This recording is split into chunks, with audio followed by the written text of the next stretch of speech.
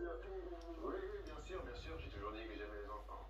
Mais, mais c'était un moment important. C'était un moment important pour moi parce que c'était aussi un moment inespéré. Jamais dans ma vie j'aurais pensé que j'allais le rencontrer, j'allais échanger avec lui et créer cette relation spéciale avec lui. Donc c'était. Vous êtes retrouvés en fait, il y a eu un truc entre vous très Oui, fort. on était que tous les deux. On était que tous les deux. On a vraiment pu discuter d'homme à homme simplement. C'est Il des vous a choses dit simples. quoi? Bah non, ça se dit pas ça. Ok, j'insiste pas. Pelé, tout le monde connaît. Camille, vous connaissez. Oui. Bonjour. Comment ça va? Alors, mais les gens la connaissent pas forcément, la petite Camille, mais l'histoire, c'est que c'est une petite fille qui a des difficultés de santé et qui vous adore. Et du coup, racontez, mais vous l'avez invitée plein de fois au parc. Oui, plein de fois parce que son histoire, elle m'a touché. Les gens de mon équipe sont venus m'en parler parce que je pense qu'ils se sont dit que c'était sûr que ça allait me toucher, que j'allais faire quelque chose parce que son histoire, le courage et tout ce qu'elle traverse, elle a toujours le sourire. Je l'ai vu beaucoup de fois et je l'ai jamais vu sans sourire. Et pourtant, elle a des problèmes qui sont bien plus graves que les miens. Ouais.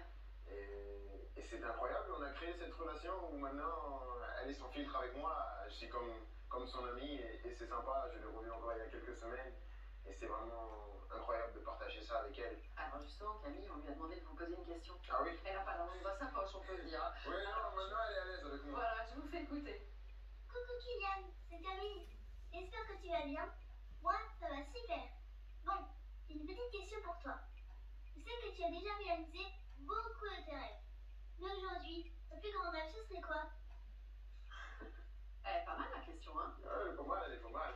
Alors, est-ce qu'il vous reste un rêve à réaliser? Bien sûr, bien sûr.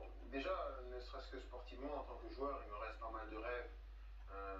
Vous savez, quand vous gagnez, votre rêve, c'est de toujours continuer à gagner parce que vous avez C'est pas rassasié là. Non, parce que vous avez découvert cette sensation et vous savez le bonheur que ça procure chez vous, mais au-delà de chez vous, parce que ça procure aussi chez tous les supporters, chez tous les gens de votre équipe qui travaillent tous les jours pour vous. C'est un peu aussi le fruit de leur réussite, ce genre de choses. Même si les gens pensent que gagner une fois ça suffit, pour un joueur de haut niveau, ça suffit jamais. Et en tant qu'homme, il y a bien sûr des rêves de vie de famille, des rêves de toujours aider, de voir grandir cette fondation, parce que c'est quelque chose qui, j'ai toujours dit que c'était la plus grande de mes fiertés, cette fondation. Et j'espère vraiment C'est la plus grande de vos fiertés? Oui, de loin, de loin. Il y a pas mal de gens qui disent mais, le foot c'est devenu le foot business. Qu'est-ce que vous dites aux gens qui disent il y a trop d'argent dans le foot maintenant, aujourd'hui? Je les comprends. Je suis jeune donc j'ai l'avantage d'avoir été à cette place-là avant et je disais la même chose.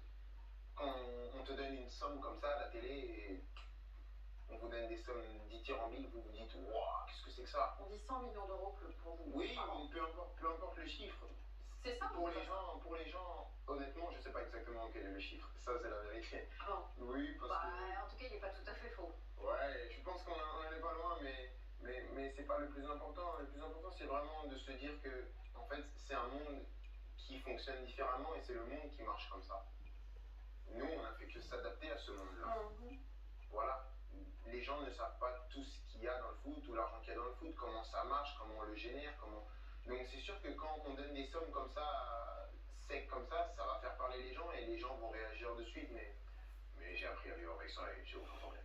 D'accord. Et c'est aussi pour ça, j'imagine, que la fondation existe. Enfin, l'association. Pas que pour ça, parce que... Non, mais parce que l'argent que vous avez, à un moment, Enfin, il y a des footballeurs ou d'autres, hein, des gens qui disent ouais, c'est bon, je mérite l'argent que je gagne, merci, au revoir. Oui, je mérite l'argent que je gagne.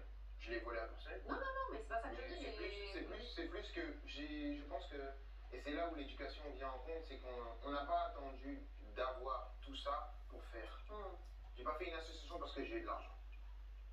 Vous avez fait une association Je l'ai fait parce que je pensais que c'était le moment de transmettre par rapport à ce que je représentais et par rapport aux valeurs qui étaient les miennes. Et bien sûr, avoir des moyens, ça aide à accomplir les choses plus rapidement. C'est ce que j'allais vous dire, c'est quand même mieux quand on a de l'argent. Oh, bah, bien sûr.